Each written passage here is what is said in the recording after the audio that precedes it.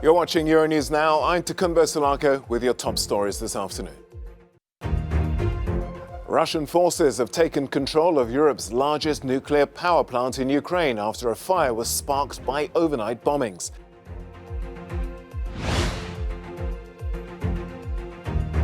Diplomatic efforts to end the war continue as NATO and EU foreign ministers meet in Brussels. We'll have the latest. And crossing borders, the EU predicts untold upheaval from the war, with an estimated 10 million people expected to flee the fighting.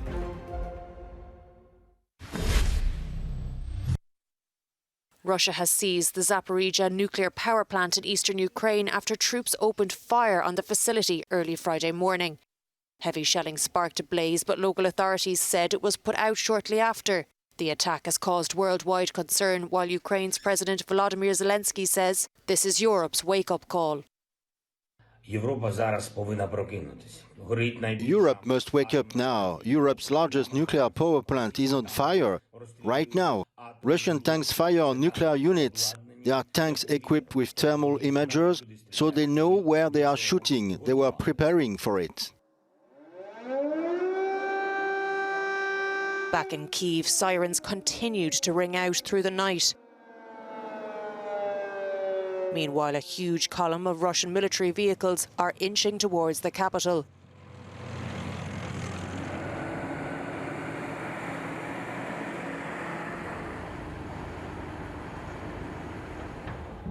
The State Emergency Service of Ukraine says 33 civilians were killed and 18 injured when Russian shells bombarded Chernihiv to the north of the city, including an oil depot. Ukrainian fighters tackled a large blaze after a site caught fire following the assault. The depot was just one of several buildings that were destroyed in the attack. In Kherson, local authorities say Russian forces have taken control of local and regional government buildings, while residents scrambled to stock up on essential supplies. Meanwhile, Russian troops are allegedly trying to cut Ukraine off from the sea, tightening the siege of Mariupol via its key southern ports.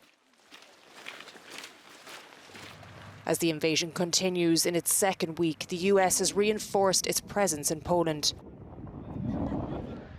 And France has deployed troops on Romanian soil.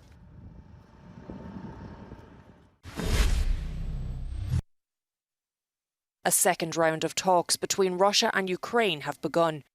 The discussions are being held in Belarus, following a first round on Monday, which yielded no breakthrough. Kyiv has insisted that humanitarian corridors should be set up to facilitate the movement of medical supplies and people. Ukraine's Foreign Minister Dmytro Kuleba says he won't accept any ultimatums.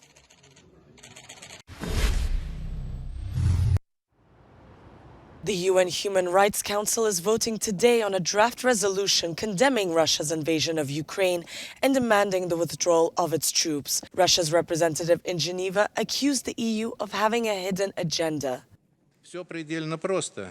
The peace and prosperity of Ukraine are not in your interests. The lives of ordinary Ukrainians are of no interest to you. You don't need a settlement of the situation in Ukraine. The puppet regime of Mr. Zelensky is of interest to you only as a means of pressure and is a trump card in your confrontation with Russia. But Ukrainian President Volodymyr Zelensky says sanctions alone are not enough. At a press conference yesterday, he called on Western powers to do more. Now I ask you to close the sky, and if you do not have the strength to close the sky, then give me some planes. Tell me, is that unfair?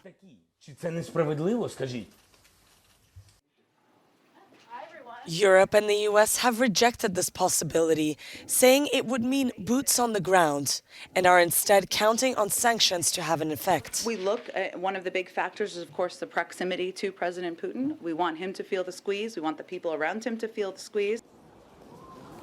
Russians are also feeling the squeeze of sanctions, and some even started to post on social media how some items are increasing in price. Massive queues formed outside of IKEA stores across Moscow after the Swedish furniture giant said it would be closing all of its stores in the country.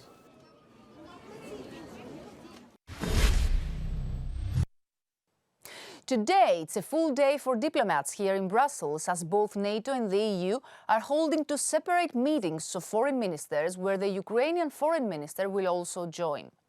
NATO ministers of foreign affairs will meet in person this time, with the presence of Finland and Sweden once more, to discuss further cooperation and better coordination both for the military support in Ukraine and bolstering the alliance's security. The Ukrainian foreign minister said that he wants to raise the issue of Ukraine's air and missile defense, which means asking the NATO and EU partners for both shutting Ukraine's sky, but also providing heavy air defense weapons. Germany already said it will add 2,700 anti-aircraft missiles to its arms shipments to Ukraine. The EU foreign ministers, together with allies, will later discuss the option of adapting further sanctions, but they are also going to rediscuss a ban on Russian ships entering the bloc's ports, as already done by the United Kingdom and Canada.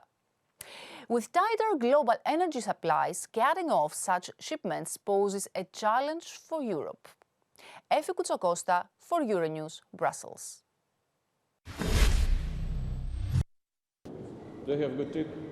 Russian President Vladimir Putin said on Thursday he was determined to continue the offensive against Ukraine without compromise.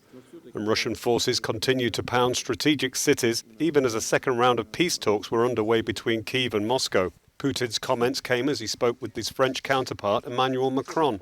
The Elysée said that after the call, the French president believes the worst is yet to come. Later, Putin addressed the Security Council in Moscow. Now on Ukrainian territory, our soldiers and officers are fighting for Russia, for peaceful life for Donbass citizens, for denazification and demilitarization of Ukraine, so that any anti-Russia sentiments that were being created for years at our borders by the West wouldn't threaten us, including with nuclear arms, like it was lately.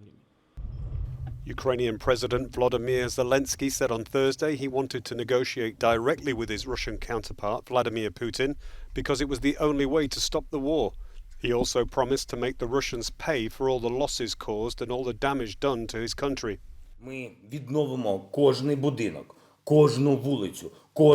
Every house, every street, every city, and we say to Russia, learn the word of reparations and contributions. You will reimburse us for everything you did against our state, against every Ukrainian, in full, and we will not forget everyone who died. Russian forces were confronted by defiant residents of Melitopol as they entered the city on Thursday. Also on Thursday, President of the European Commission, Ursula von der Leyen, reaffirmed her support for Ukraine. The 3 waves of sanctions we introduced are already having an impact on the Russian economy and therefore Putin's war effort. And we will take additional steps if the situation deteriorates on the ground.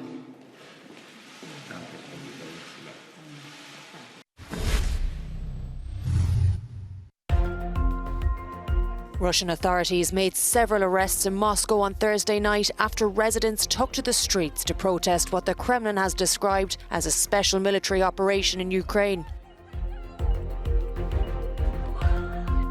Earlier this week, 2 women and 5 children were detained by police for laying flowers at the Ukrainian embassy. French authorities have seized a yacht linked to the oligarch Igor Sechin, an ally of Russian President Vladimir Putin and head of oil giant Rosneft. The boat had been in the port of La Ciotat near Marseille since January for repairs. Germany has also confiscated a luxury yacht owned by Russian billionaire Alisher Usmanov, worth more than €500 million, docked at the port of Hamburg. Do stay with us. We'll have much more news and analysis after this break.